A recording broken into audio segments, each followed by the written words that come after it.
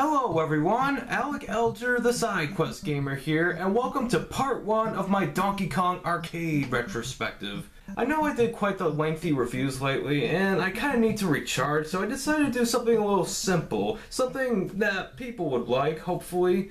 So with that being said, let's see if the first Donkey Kong game still holds up in this day and age.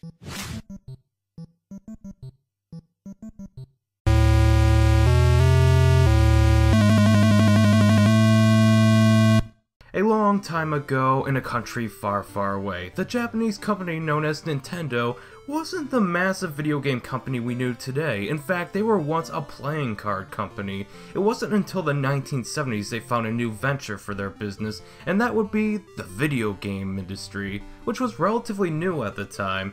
They weren't initially successful. In fact, it was only in the early 80s did they start to gain the attention of the worldwide market with the release of Donkey Kong in the arcades. Donkey Kong was developed by Nintendo R&D 1 and was a product of a failure, believe it or not. They made an arcade game called Radar Scope, but sadly there were a lot of unsold arcade machines when attempting to branch out to the North American market. So to save money, Nintendo President Yamauchi approached Shigeru Miyamoto to turn the unsold Radar Scope machines into something new and something profitable. Now, Miyamoto at the time has been working with the company for a few years, mind you. He wasn't exactly the face or go-to guy of Nintendo he is now. Gunpei Yokoi, creator of the successful Game & Watch handheld, was appointed to supervise the development of this new project. Nintendo originally wanted this to be a Popeye license game, which in hindsight was probably for the better since Donkey Kong became its own household name, but Popeye was a part of American culture back then. That would be an easy way to gain some attention and drive sales for Nintendo. The idea of playing as a fun cartoon character like Popeye, who eats spinach and fights his way out of a problem, the game practically designs itself. But at the time they were unsuccessful at getting the rights to use the characters, and many ideas had to be changed up. Popeye's role would be given to Mario, who at the time was known as Jumpman. Popeye's antagonist Bluto would be given to the titular ape Donkey Kong, and Olive Oil, who is often a damsel in distress in the cartoons, her role would be replaced by Pauline. With this setup, this game involves Donkey Kong kidnapping Jumpman's girlfriend Pauline, who is not Princess Peach, don't let the casuals fool you, and the goal of the game is to simply rescue Pauline from Donkey Kong, and the game was released to some critical acclaim, although Universal did try to sue Nintendo, saying the game is plagiarizing the monster movie known as King Kong, to which Nintendo won the lawsuit, with Nintendo's lawyer John Kirby citing that Universal in the past have said the premise of King Kong was public domain. With all that being said, let's finally dive into the game itself. Here we are in the first level, the most iconic level in the game that's referenced in pop culture so many times, it's not even funny. But as the first level of one of the first platformers ever released in arcades, it has every right to be iconic. It's the first level you play and replay depending on how many times you die, since you go back to the beginning of the game once you get a game over. Donkey Kong throws a series of barrels, and since the goal is to get to the top, jumping over the barrels, climbing ladders, and hoping the rolling barrels don't flatten you while climbing the ladder just adds a layer of depth to this otherwise simple platformer. You have the option to use a temporary hammer power-up to destroy the onslaught of barrels, or just proceed on further to the top so you can get as many points from the time bonus. Everything just works like a machine, and while Jumpman's movement and jumps are a little stiff, the game feels like it was designed around this. And as a first level, it's pretty fun and sets up the rest of the game pretty well. But moving on to the second level, 50M. Wait! Where's the pie factory? And why am I at 75M?